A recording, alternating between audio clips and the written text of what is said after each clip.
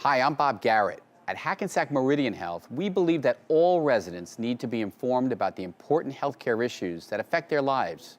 That's why we're very proud to support the important programming produced by the Caucus Educational Corporation. Funding for this edition of State of Affairs with Steve Adubato has been provided by International Union of Operating Engineers, Local 825, Hackensack Meridian Health, the New Jersey Economic Development Authority, the Port Authority of New York and New Jersey, Seton Hall University. Come see what great minds can do. Choose New Jersey. Our mission is attracting companies to the Garden State. And by the New Jersey Office of the Insurance Fraud Prosecutor, Office of the Attorney General. Promotional support provided by NJ Advance Media and by Jaffe Communications, where business, media, and government converge in New Jersey.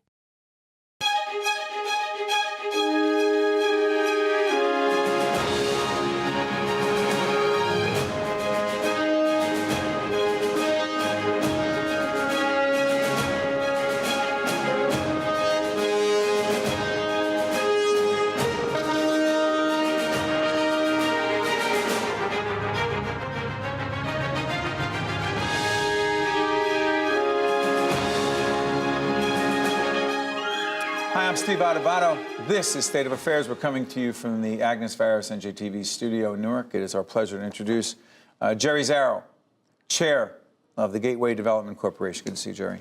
Good to be with you. A lot of talk about this Gateway Tunnel. What is it and why does it matter? And I'll tell you what, as we talk about it, we're going to start showing some video that puts things in perspective. Talk to us, Jerry. What are we looking at right now?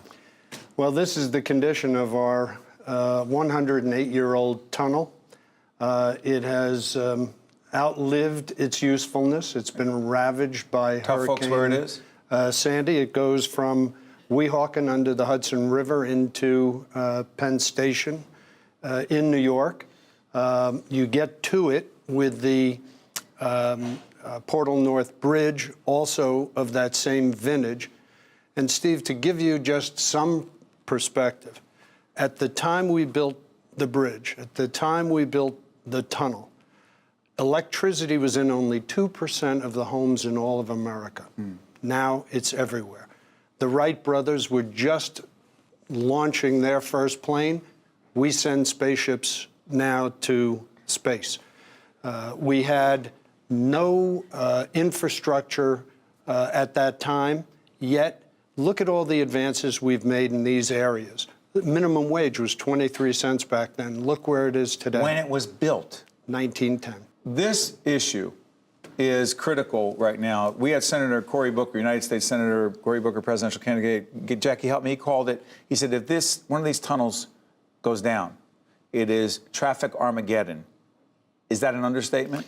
Not at all. This is... Or an overstatement? No, it's neither. It is, we are in the midst of a national disaster happening in slow motion. Someone might say, hold on, that's New York and New Jersey. It's not Gateway's not, they'll say Gateway's not a national issue, Jerry, you say?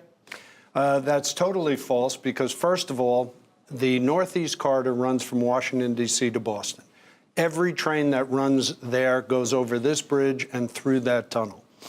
It is very much a national issue. In addition, trains that follow the Northeast Corridor, they go into Georgia, Indiana, Ohio. This is a national issue. And Steve, one other point on this, totally lost in the debate. These are federal assets. Amtrak owns these tracks. Amtrak owns this tunnel. So some could say, why are the states being asked to support a federal project when, in fact, it's a federal project? Let's put this in perspective. As Jerry talks about the states, New York and New Jersey, Governor Christie, former Governor Christie, and Governor Cuomo of New York came to an agreement as to which state was going to put in how much. Governor Murphy continues that commitment, but the Trump administration, even though Donald Trump is from the New York area with a major golf course in Bedminster, New Jersey, he knows this area. I thought originally he had said that this was a top priority infrastructure project.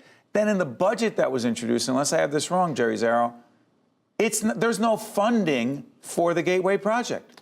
There is no funding for the Gateway project, but thanks to Cory Booker, Bob Menendez, Chuck Schumer, Senator Gillibrand, and our incredible core of people in the House. The congressional delegation. We have funds in the budget camouflaged under different names so it would get by and the president would allow it to go through. These are the games that we are playing while our commuters are playing transit roulette. By the way, how much are we talking about? Sorry, this is Jerry Zaro, by the way, if you're listening to us on the audio side, chair of the Gateway Development Corporation. They are charged with trying to get this project done. Tell folks, what are the total cost? Last year, we had $541 million set aside. This year, $650 and $130. We have about $1.4 billion sitting, waiting just for a box to be checked. Jerry Zaro called this whole situation. He said, Gateway is a political pawn, a political hostage in or of Washington. What does that mean? Well, it means that we applied for, and we submitted an environmental impact study. We're waiting for, you'll forgive the acronyms, a ROD, a record of decision. Once we get that, we're off and running, building this tunnel and the bridge. We submitted in 22 months. Normally, it takes 4 years. That application has been sitting on a desk in DOT in Washington. Department of Transportation. Why? Why politics? Because politics they've about been what? told. The president wants what he wants. He feels evidently. Hold on. Are you going to go with the wall here?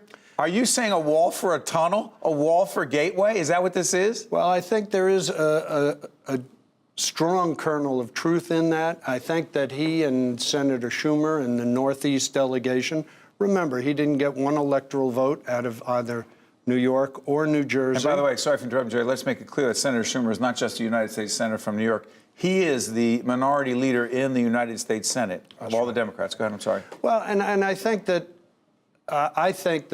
President Trump, who's reported and reputed to be this great negotiator, feels that he has to get something more before he gives this. I do believe, I can't believe that with all the people around him from New York and New Jersey, he's not aware of how acutely needed this tunnel is. United States Representative Josh Gottheimer on this show and in other places said we need a doomsday plan? If one of the tubes go down, what are we talking about here? Well, if one tube goes down, 75% of capacity is lost. You will have an economic, and I'll paraphrase, I'll take the plagiarize, economic Armageddon. Not just a traffic Armageddon? No, because people can't get to work. If people can't get to work, how long are they going to be able to hold their job? It can't be every day, what time are you going to make it in? You have to be reliable. And we would lose 75% of our traffic. We would cut our commuting down from 200,000 people to 50. It would be an intolerable situation. Going back for a minute to your 2 seconds, go ahead. Point about Trump, you know, he is doing this now on all infrastructure projects. This budget has a 23% reduction in DOT's budget, 22% for Amtrak. That's right. And a 40% reduction in capital improvement. But Jerry, 30 seconds left. What would be the rationale for the president who's into job creation to do that? Steve, these are millions of construction jobs. And taxes that they would pay. We're going to get this tunnel built. The issue is, are we going to do it with disaster relief money, or are we going to do it with preventive money in advance to do the right thing? Make America great. Best place to start right here. Jerry Zaro is chair of the Gateway Development Corporation, and I want to thank you for laying this out for us. It's very important, not just to this region, but to the nation. Thank you, Steve. Appreciate it. Stay there. I'm Steve Adubato. This is State of Affairs, and we'll be right back. To see more State of Affairs with Steve Adubato programs, visit us online at stateofaffairsnj.org. If you would like to express an opinion, email us at info@caucusnj.org. Find us on Facebook at facebook.com/Steve Adubato, PhD. And follow us on Twitter at Steve Adubato. We are pleased to be joined by, once again, Julie Roginsky, who is Democratic strategist, president, Optimus Communications. How you doing? I'm great. How are you? You've had the most fascinating career. Thank you so much for saying that. It's been interesting. It's been interesting. By the way, can I plug your podcast? I'd love for you to. What's it called? It's called Saltier Politics. You could find it on iTunes. You could find it across every Podbeam, and it's great. You should come on. What do you do? You know, we interview people, and what I found, and you know this because you have a public affairs show, but what I found having done cable news for so long is you really can't delve into issues or discussions in a soundbite environment. And so what we try to do, my co-host and I, is have a show where we could actually talk about issues in a really in-depth, prepared way.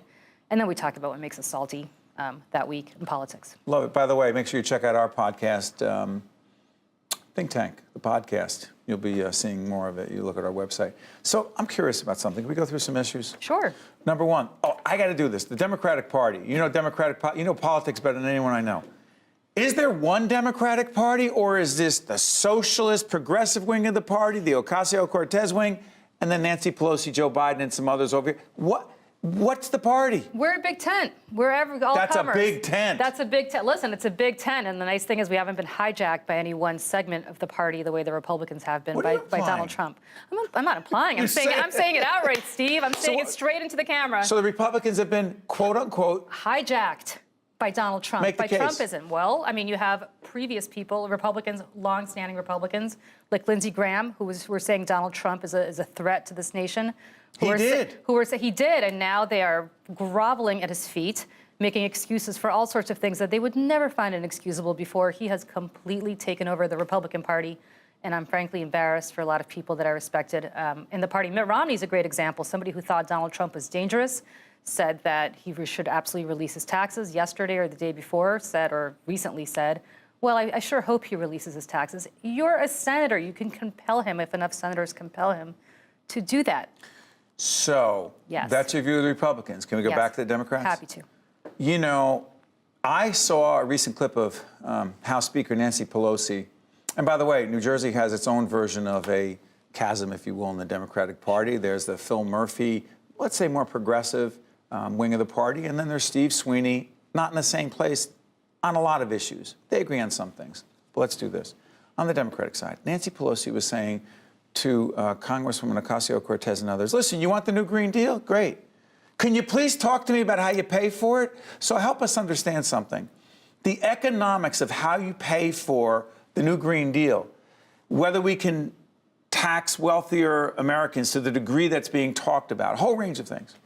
Is that an agenda that will win in 2020 in your view for the Democrats? You know, I would just say this to Nancy Pelosi and to all other Democrats. I find it very interesting that we're consistently asked to pay for things, whether it was the Affordable Care Act, which was paid for, whether it's this.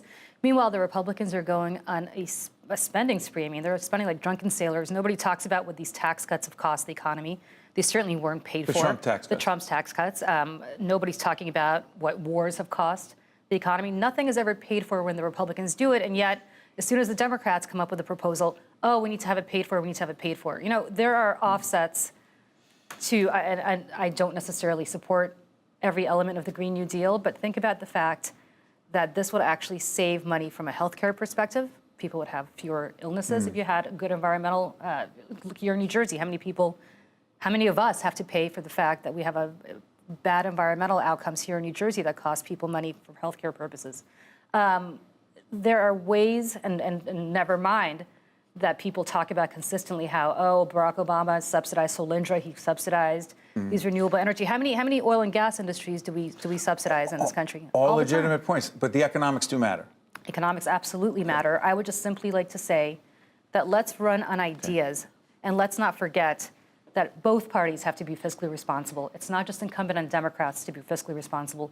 Both parties have to be. Well, let's connect it to 2020, and I have to bring it back New Jersey, because that's what State of Affairs is focused on. We have a United States Senator from New Jersey running for president. How's he doing, Cory Booker? I think he's doing really well. Look, Cory, there are probably 5 to 6 serious contenders for this nomination. Cory Booker's in the 5 or 6 serious contenders. I mean, he's a senator. He's a former mayor. He's had really tangible successes in the Senate. Certainly, he has legislation passed, criminal justice reform, which is important to the Democratic base, and certainly something that even Donald Trump was able to support. He has a great resume, and I think he's a serious contender. So back in New Jersey, even closer to home, the political landscape in the state. How much do you think the issues. And by the way, you should check out, Julie has a column with Mike Duhame, our good friend, who was a Republican and was a chief political strategist for former Governor Chris Christie, also in the presidential campaign as well. He was with him.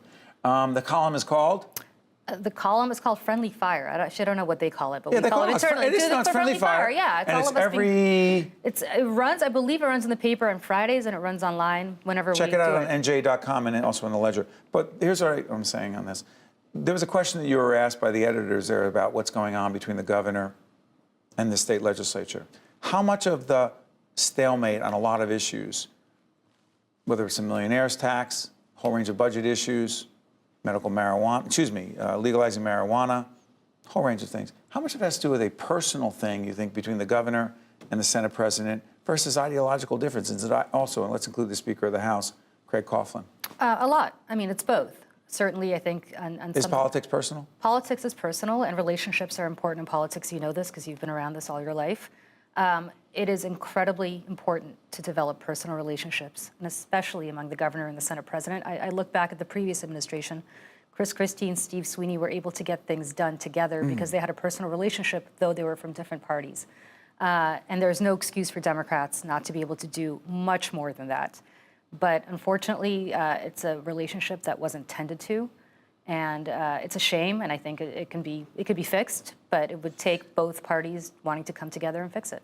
I know this is going to sound big picture, but I want it to be grounded in this. The governor said publicly he didn't believe in, quote, transactional politics.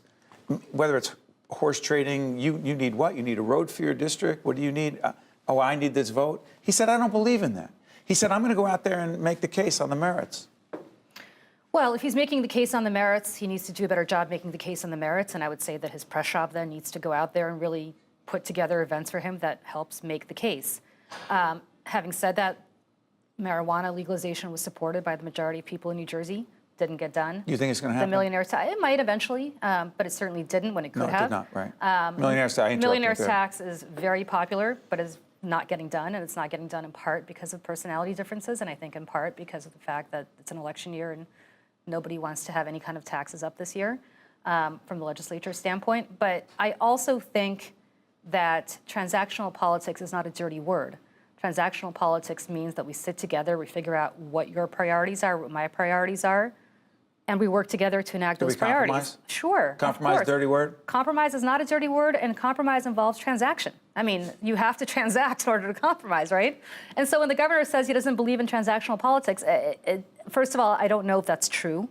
The governor is wise enough to know that you need to have a transactional relationship in order to get anything done. He's a former Goldman Sachs banker. He's gotten things done. He's gotten things done. Look, he's a former Goldman Sachs banker. I mean, you know. I would argue there's some transactional activity there. Yeah, I would think they transact. So, I mean, he's not naive to this. Deal making? How dare you say there's deal making? Right. I mean, look, the governor is not naive. I spent 4 years glued to the hip with the governor on his campaign. I can tell you he's not naive about this. There's no reason why they can't sit down and hash it out. So that's Julie Roginsky. She's got to be one of the smartest people when it comes to politics and policy around, not just in New Jersey, but in the nation. Democratic strategist, and also with Optimus Communications. Yep. And check out your Saltier Politics podcast. Thank you. Thank you. Great job. Thanks so much. I'm Steve Adubato. That's Julie. We'll be right back right after this. To see more State of Affairs with Steve Adubato programs, visit us online at stateofaffairsnj.org. If you would like to express an opinion, email us at info@caucusnj.org. Find us on Facebook at facebook.com/Steve Adubato, PhD. And follow us on Twitter at Steve Adubato. State of Affairs welcomes back Anthony Russo, President of Commerce and Industry Association of New Jersey, and also CEO and publisher of Commerce Magazine. Here it is right here. Thank you for having me back. Tell folks how often this comes out. Every month we print the magazine. It's also available online. And the issue you have in front of you is our special one where we highlight the charitable good works our companies do for their communities. Who's it for, this magazine? It's for the business. It's a business-to-business magazine. It goes out to about 30,000 people. So very proud of it. And we have a cross-promotional relationship with your publication. You just said to me it's all about the budget before we got on the air. It's all about what? The governor's budget? Governor's budget. What's in it that matters to the business community? Yeah, so we just take a step back. Everything that happens in Trenton, we believe when you represent all the businesses that we do, 900 companies, that politics is woven into the fabric of business. How dare you? And so what we tell our members is, yeah, you have to pay attention to what's going on in Trenton, especially during the budget season, because that's when they either propose taxes, cut spending, initiate new programs. So this is an important time of the year, and I told them to be vigilant between now and June 30th. Okay, so the millionaire's tax. The governor says we need that money. You and I have talked about this for years. Right. It went up a little bit last time for $5 million and up. Right. Governor now says for every penny or dollar over $1 million, we need to take a little more to create tax fairness. You say?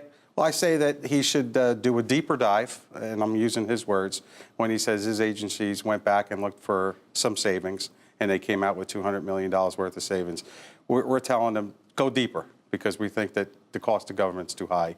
So before you even initiate a millionaire's tax or any kind of tax, you really have to go back and check your own numbers and see if you could find those savings there. You think there's some savings there. In fact, the Senate President, Steve Sweeney, will be joining us.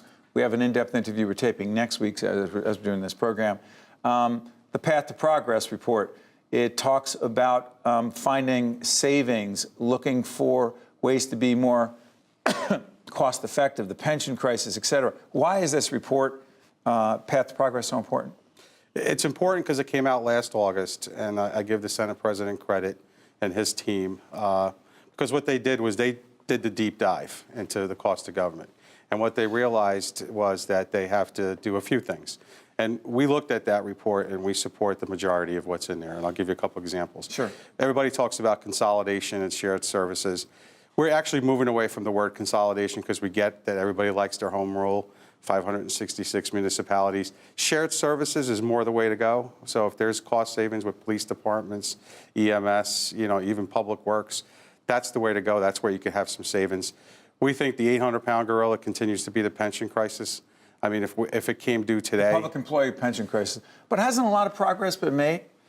It has. Tony, going back to 2011. Yeah, 2011, the Christie administration, together with the Senate President, the Democrats, and the legislature. But didn't the Communication Workers of America, one of the largest public employee unions in the state, make an arrangement with the governor, Governor Murphy, to give back more in terms of health care costs? On the health care side, yeah, that's one argument. I'm looking at just the pension obligations. How bad is this situation? And by the way, why should someone says, I'm not a public employee, why should this matter to me? Tell them. Because it matters because at the end of the day, New Jersey's on the hook. So if our pension liability... On the hook, that's a Jersey term for we got to pay for it?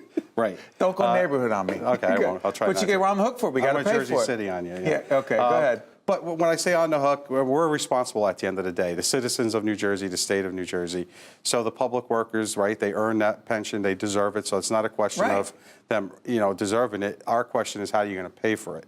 So if the pension liabilities exceed $80 billion, according to some actuaries, and I know that the governor is proposing a high payment in this budget, $3.8 billion, but I think further reforms are needed. Maybe a migration to a 401k plan, maybe some cost savings that way. But he deserves a lot of credit because on the health care side, he did work out an agreement with the unions to save some money. But not enough. Again, it all depends on on the pension side yeah, versus it all depends healthcare on side. Let me try this. Do you the innovation initiative? We have an initiative called the Future of Innovation. You just had a panel discussion. Help us on this, Mr. Russo. Yeah, last week have? we had a discussion at Montclair State University, the new communications theater.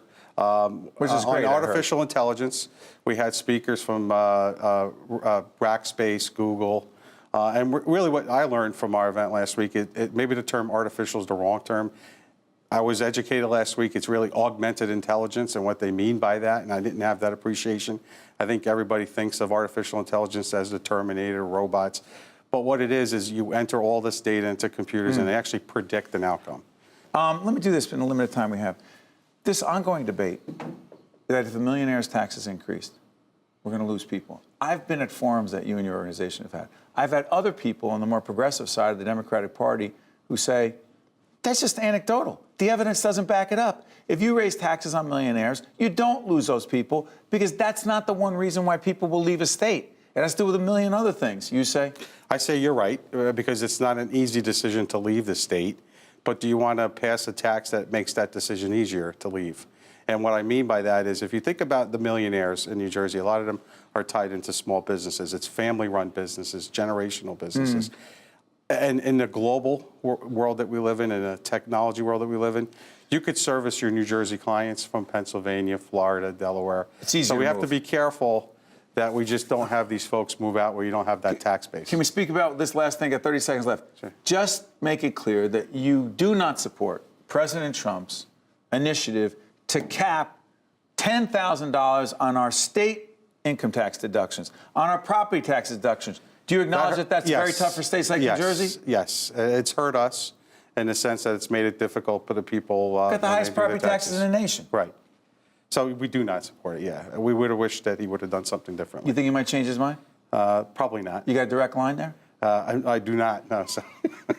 You got a direct line here. Thank you, Anthony Steve. Russo is president of Commerce and Industry Association of New Jersey and also the publisher and the CEO of this publication, Commerce Magazine. Good to see you, my friend. Thank you, sir. Anytime. Thank you for having me. This is State of Affairs. I'm Steve Adubato. Let's continue the conversation. So join me on Twitter at Steve Adubato.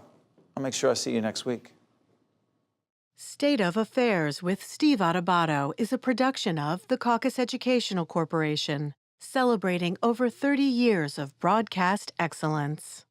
Funding for this edition of State of Affairs with Steve Adubato has been provided by International Union of Operating Engineers, Local 825, Hackensack Meridian Health, the New Jersey Economic Development Authority, the Port Authority of New York and New Jersey, Seton Hall University, Choose New Jersey, and by the New Jersey Office of the Insurance Fraud Prosecutor, Office of the Attorney General.